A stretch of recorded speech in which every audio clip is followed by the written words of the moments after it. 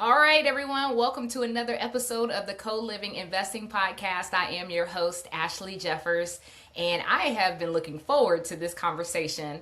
I have a very special guest with us this episode, Paul Rink. Welcome to the show. Thanks for having me, Ashley. Yeah, so what makes this conversation special is I bought a house from Paul subject to. So for those who are not familiar with what subject to is or what that means, it's a creative financing strategy in real estate where I, as an investor, can acquire property through either subject to, which is basically means taking over the existing mortgage, or through owner financing if there's no mortgage on the property. You're essentially working with the seller to come up with terms. Like the seller becomes the bank in that scenario of owner financing. So Paul brought an opportunity to me for a 7-bedroom property in Charlotte, North Carolina, my market. So we're going to get into the details of what that transaction looks like. But Paul, I want you to share with us, number one, where you're located, and tell us how you acquired this property in the first place. Like, what was the motivation there? What did you see? And then share with us where things started to go wrong and you were like, I gotta get rid of this thing. Yes, so I am in Cleveland, Ohio, just outside of Cleveland, Ohio, and I bought this property actually creatively. We'll get that into a second, but I found the Charlotte market. I honestly vacation all over the country, and I kind of fell in love with Charlotte, and I figured why not buy an investment property there and make my trips down there work trips as well. Well, they really turned into work trips. Long story short, but yeah, I actually found this property. It was on the market. Um, I bought it um, overpriced. I paid too much for it. I took out a second position note with the seller, so I actually bought this creatively. I bought this with a DSCR loan in first position, and then the seller carried back a note that was actually more than the property was worth. First mistake for me. Um, So I ran my numbers, and you just talked a little bit about before this call about how running numbers is important, and you've taken over some properties with. In that case, I was a little overzealous on my numbers, and with problems that happened to the property and being out of state, I ran into issues that I couldn't fix that you're able to fix being in that network and in that market. So that's about where I'm at with that. So how did you find the property? How did you find the property? I It was believe on you found it market. on I found on it the on internet. market. That's right. It was listed as a 4-bedroom, 5-bath. Putting up one wall and putting a closet in one of the rooms, it turned it into a 7-bedroom, 5-bath. So I've done co-living up here in Ohio, and I've also done rented out rooms living in the same property that I've lived in, duplexes or single families. So I tried to do that strategy out of state, which didn't work great. I felt like my first line of defense and contractors was great, but when any emergency came up, I was in trouble because I was getting overcharged because the work had to get done. And I just didn't have that strong network to lean on being a single property owner in a pretty hot market. So Yeah, yeah. So when you said it was listed as a 4-bedroom, I have 7 bedrooms today. Did you do that work, or was it 7 beds when you bought it? It was just listed as four. it Like, was actually, I would say it was 5 bedrooms because realistically, I just put a soft closet in that one back room that faces the backyard on the upstairs. And hmm then the downstairs is where I put up a wall and made those 2 bedrooms in the downstairs off the back door. So okay, realistically, I mean, I only put of renovation work to actually make it a 7 bedroom. It wasn't more than like $6,000. okay. The costs were in all the problems that we had with the property, and that's where all the money came in. Got you. So when you were in your due diligence period, did you order a home inspection? Did you have I someone did, come out and okay, yeah. A few things were missed. And then once the house started getting used, because it was empty for a while before I bought it. Once it started getting used, that's when we ran into more and more issues that I was just dumping money into the property. okay, okay. So how long had you owned it before you said, you know what, I can't give this project any more of my time, effort, energy, resources. I gotta get rid of this thing. The first actually we talked 6 months before you even became a buyer again. Hmm. I think it was about a year and a half when I was down there actually in Charlotte, living in the property when I had an empty room, trying to like fix some of the issues and kind of build a team better. Um, so it was about a year and a half when.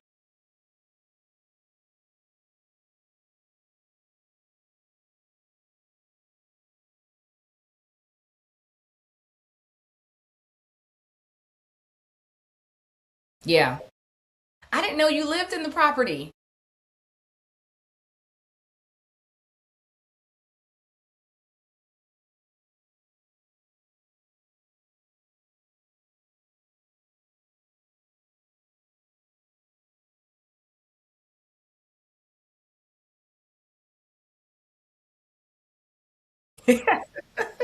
Nothing changed about that part. Charlotte's still a good city to visit and hang out in. Yeah. Okay. So when you decided to, well, let me back up a step. Was that your first out of state purchase? Would you do it again? Like would you purchase out of state in the future? Okay.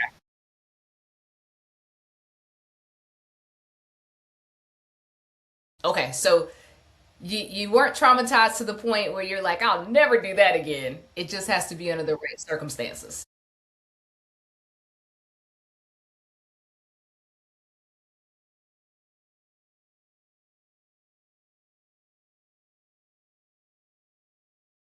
Gotcha. Okay. Okay, so fast forward to how we came together to make this transaction happen. So again, this is a 7 bedroom. I want to say 5 bath. I should know that. Yes, 7 bedroom, 5 bath house, single family home located in Charlotte. And so I think you found me on social, if I'm not mistaken. Maybe you reached out via DM. Okay. Okay. So saw my content at some point, saw that I was in the room rentals as well, and we connected. And I think you and we talked for months, going back and forth about terms. Um, and part of the reason there was back and forth and time spent trying to get to the final numbers is because you had a the previous owner in second lien position, and we were talking about how do we deal with this big balance that has to be paid off to him. And so we won't go into too many details, but just mentioning that was a part of conversations when it comes to negotiating the terms on the deal. So, um, long story short, we got to a place where, okay, you agree with these numbers? Okay, I agree with these numbers. Okay, let's do this thing. Let's get to the closing table. So we were able to do that. I myself, uh, you know, found this deal, or Paul found me, and then in order for me to purchase it, I went and did a fundraise to actually acquire this deal. So we closed at the end of September. Oh, I forgot how difficult the attorneys were. So that's part of the story too. So negotiating back and forth for months, and then we deal with uh, non-responding attorneys and paralegals. I won't mention the law firm, but very difficult to work with. But we finally got the deal done. So present day, I am operating that property, and still am in touch with you on a, I won't say regular basis, but some things come up with the mortgage company or some things come up with the insurance company. You're getting a notification, or I'm getting a notification, and you have to reach out to me to make sure, hey, did you see the same thing that I see? Did you get the same note that I got? And so we have to be in communication around those types of things. So I want to talk about this sub two deal, but in a way where people understand that, it's two sides to this transaction. It's not all about the investor and their win to be able to take over a property sub two with little to no money out of pocket. You have to be able to continue to work with the owner of the property going forward for as long as you, as an investor, own this property. So, Paul, talk a little bit about, um, any concerns you might have had about selling this sub two, and what the experience has been thus far with working with me as the buyer on the other side of this thing. And you can be honest. You can share the good, bad, and the ugly of working with me.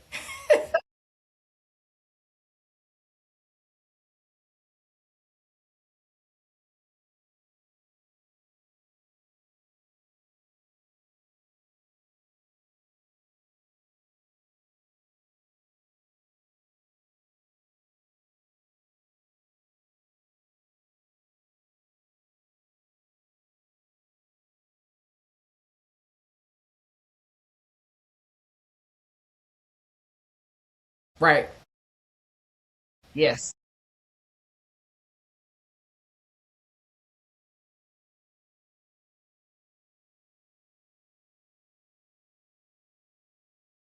Mhm. Yep.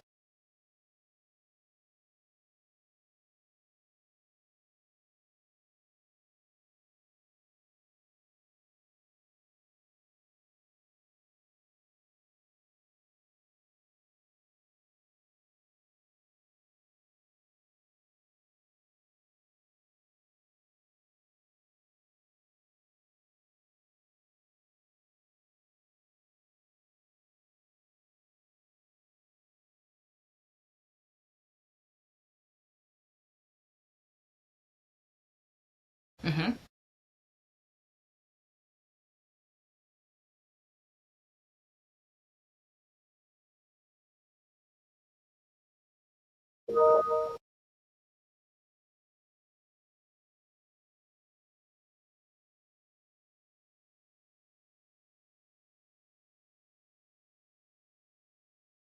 Mm.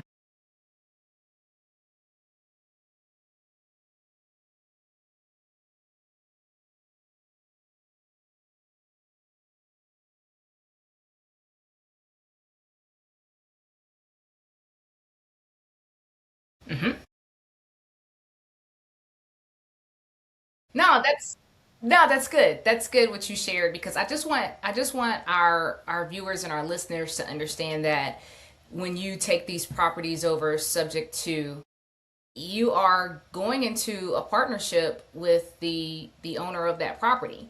And so it's not a I took over your mortgage and I'm on off to the races to cash flow, and that's the end of conversation with you, seller. It's not that. Like, you still have to, number one, make sure that mortgage gets paid on time, because your name is still on the mortgage. My name, or my company name, is on the deed. So that's how sub 2 works, is that the mortgage, how it is set up with whomever took that mortgage out on that property, that remains the same. Paul Rink, his address, his social, all of his information is tied to him. The deed is what got transferred to my company name.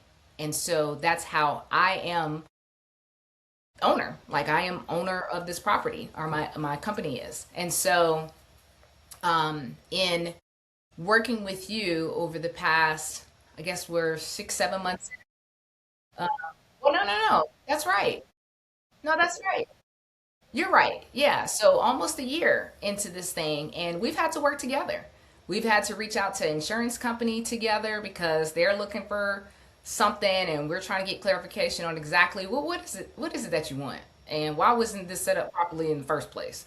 The working with the mortgage company, to your earlier point about changing the auto draft date for the payments to make sure you're good on your side when you're trying to go out and pursue more real estate.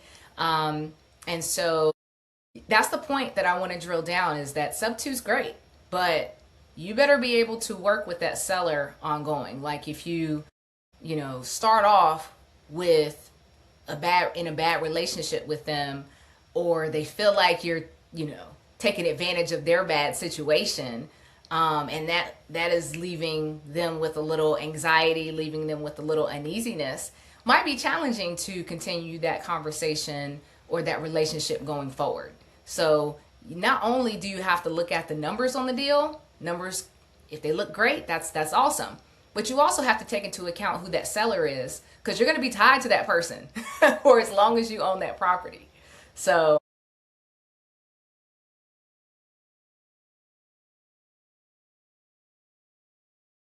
yeah, yeah.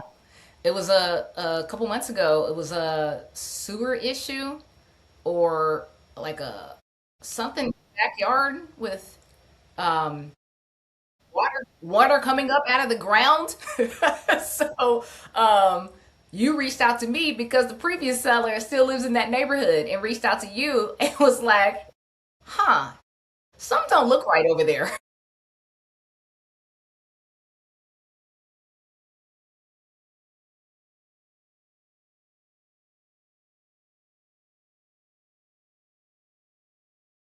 Out of the backyard. Yeah. So no, I appreciate that heads up. Keep them coming every time you hear something, because that just helps with the management of the property. You know, when I am able to be notified of things like that that are going on, so that I can address them as quickly as possible. And that's exactly what happened. Unfortunately, in this situation, it's just the septic tank is located below street level or something, and so it was easy for like a backup in the pipes to happen because people are flushing things that they shouldn't be flushing, and so combination. Hello, co-living. And so yeah, a couple of factors played into how we ended up with our own personal sewage fountain in the backyard. And so that got addressed, repaired, and we're good to go. And I'm constantly sending out notifications. Do not flush anything down this toilet other than toilet paper. Um, and so we're good today. We're good for today. We'll see what tomorrow holds. so so you share with me that you are in a much better place after getting rid of this property that you sold to me. Tell me about what you've been up to since you were able to get past this one.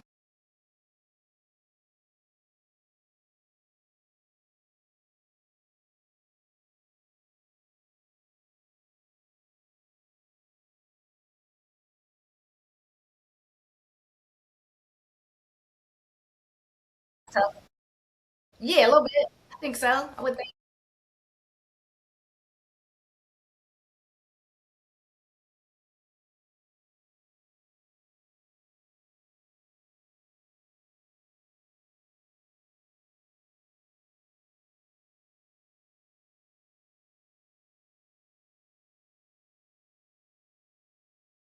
Okay. Is the duplex you're in Ohio right now?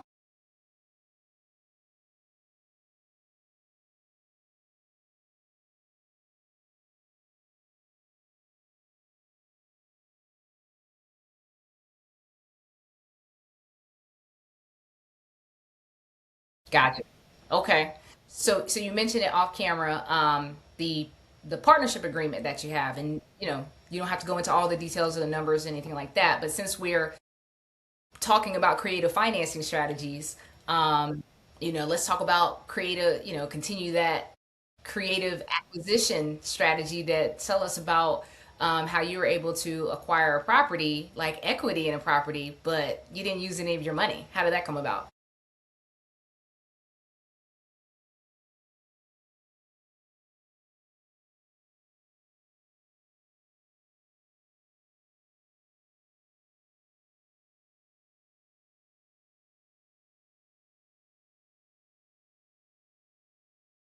Okay.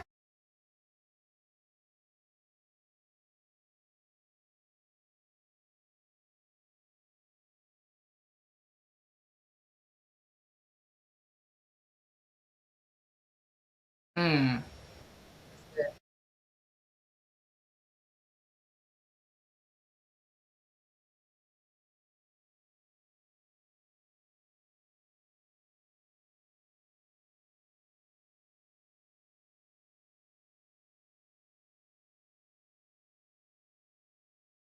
That's it.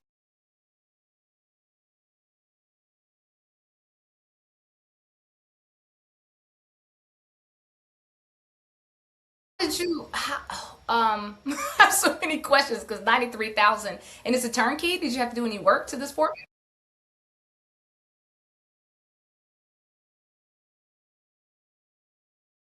Yeah.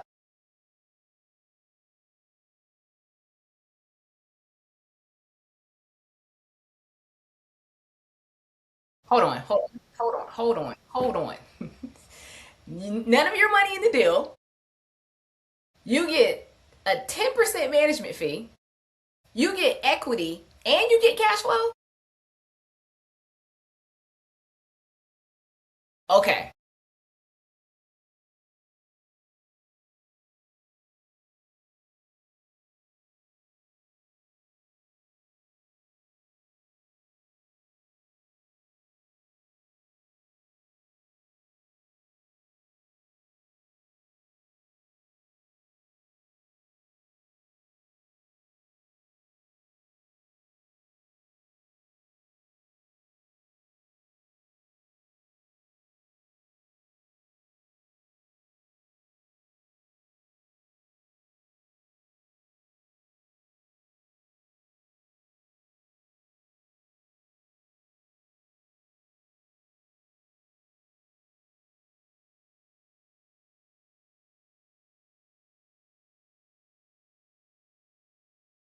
Sweet.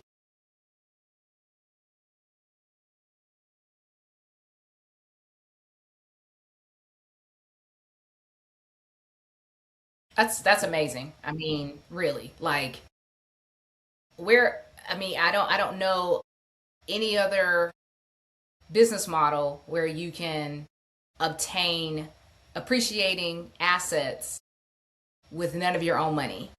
Like it's giving more of an upside for you than it is for him. But I'll let you guys decide, who won in this one. But I'm joking, but it sounds like it is a equally beneficial deal where both of you are able to get what you want out of the partnership. And that's what partnership agreements come down to. That's what joint ventures come down to. Is that how can we be in this project where both of us are able to get what we want, right?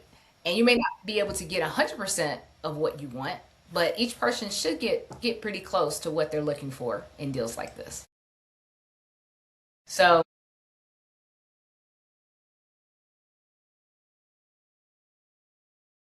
okay. So it was originally his property, like he found it, or you, you found it?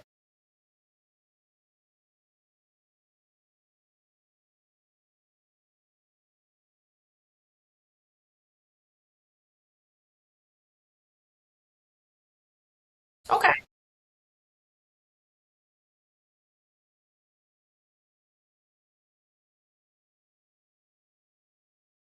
Right. Yep.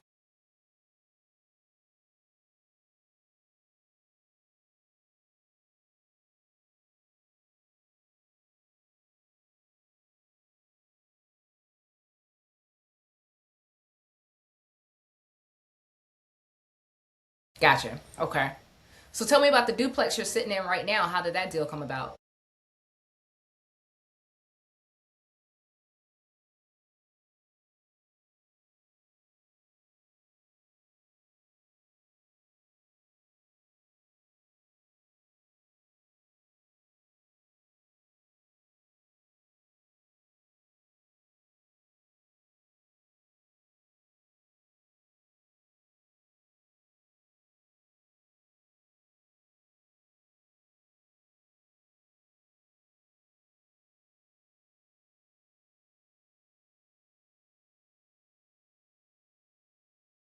Okay.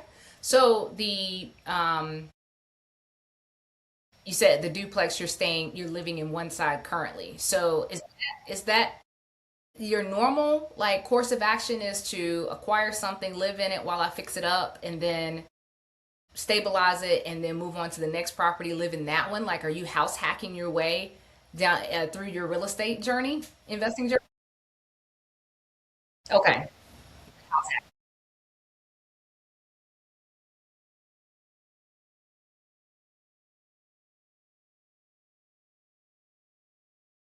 Mm-hmm. Aw, I didn't know that.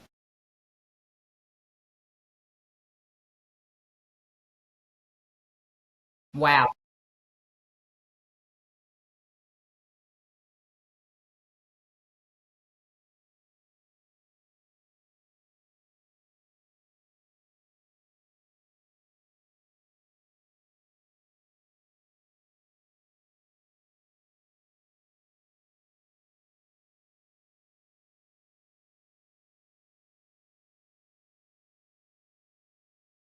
Hmm.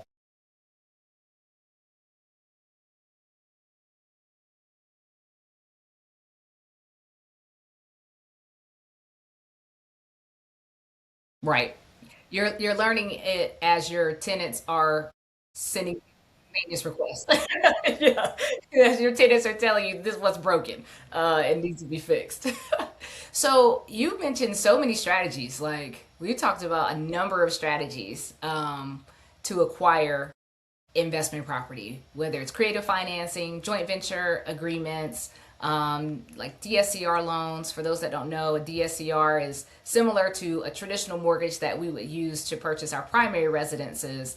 DSCRs are that to rental properties. So DSCR is short for debt service coverage ratio. It's a formula basically that these lenders use to take into account the rents that will come in on the property, the value of the property, just focusing on the strength of the property to determine the terms that will be a part of this mortgage that's used to take down this rental property. So, with all of the, given all of the strategies that we talked about, how important is education and mentorship? How important have those things been to you along your journey? And what has been your most impactful resource, whether it been just a conversation with the old school investor who's been doing this 30 years, or maybe it's a book you read, a conference you attended. Give me some, because I know you weren't born with this knowledge. I mean, you're a smart guy, but I doubt that you came into the world with all of this knowledge that you have today. Okay.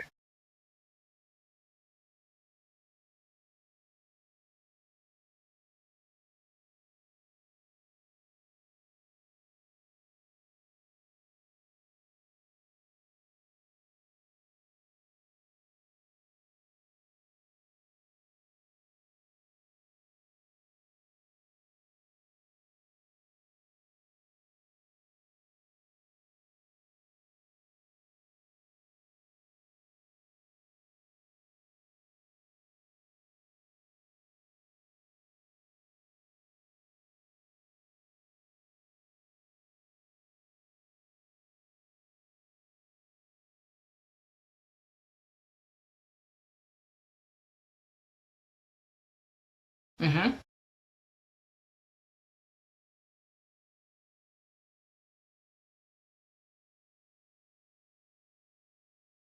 Yeah. Right.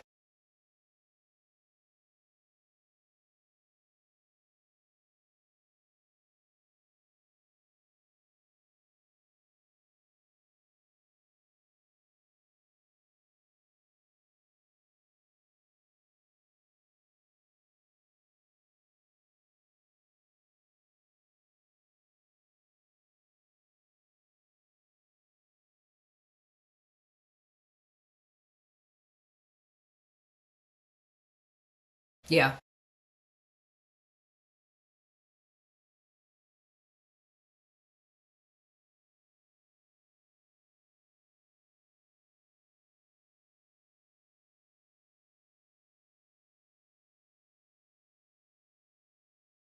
Mm-hmm.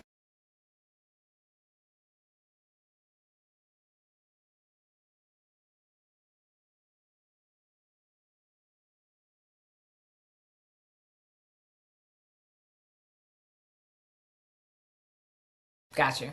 Yeah, you strike me as the type of guy that's like, I'll do the work, like whatever needs to be done.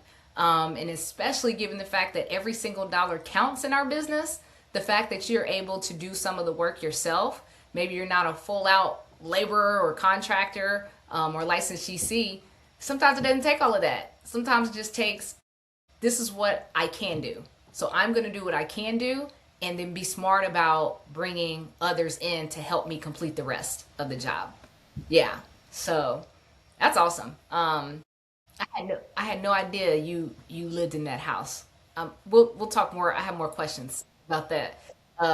About you living in the 7 bedroom I have now. Because interesting. Okay.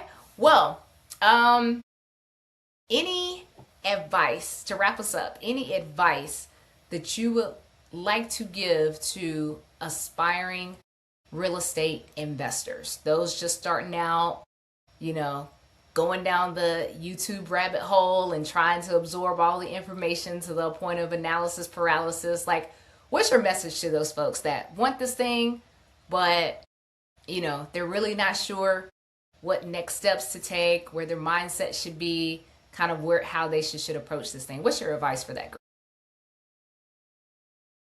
Okay.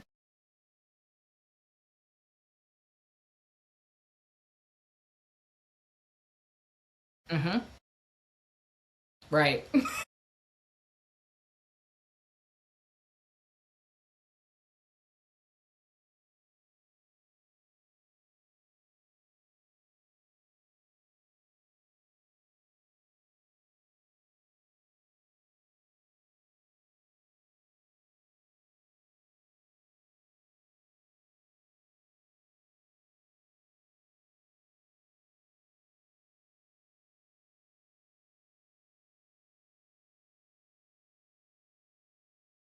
Mm-hmm.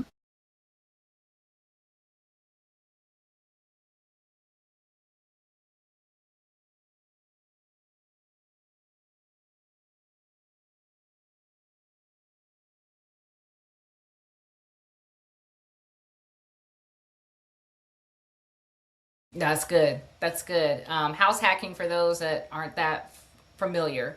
So Paul's got an example. He's sitting in the example right now as we're having this conversation. He's in a duplex. He's living on one side while he fixes up the other side and gets that side stabilized. At some point, he'll move out of there and he'll rent the side out that he's living in currently. Um, it's also room rentals fall under that house hacking umbrella. So if you got a 4 or 5 bedroom house and you want to continue to live there if it's a safe situation, right? Like, just don't be moving anybody in, right? But well screened, well vetted individuals. If you're in one room of that 5 bedroom house, you can rent out the other 4 rooms. That will more than take care of the rents coming in for those rooms, will more than take care of the living expenses associated with that property. So that's another example of house hacking. So yeah, impactful strategy. All right, Paul. Well, thank you so much for being here. I enjoyed our time together. This was more enlightening than you know. So, everyone, thank you for tuning in. We appreciate you. If you like this episode, if you want to learn more, make sure you like this episode, but make sure you also subscribe to the Co-Living Investing podcast on YouTube and all podcast platforms. You can find us, Co-Living Investing Podcast. The more you guys hit that like and that subscribe button in these places, the more impactful we can be, the more exposure we will get to those who really need this information, and will use it to do room rental investing, co-living investing the right way. So until next time, everybody, thank you for being here, and we'll see you in the next episode. Peace.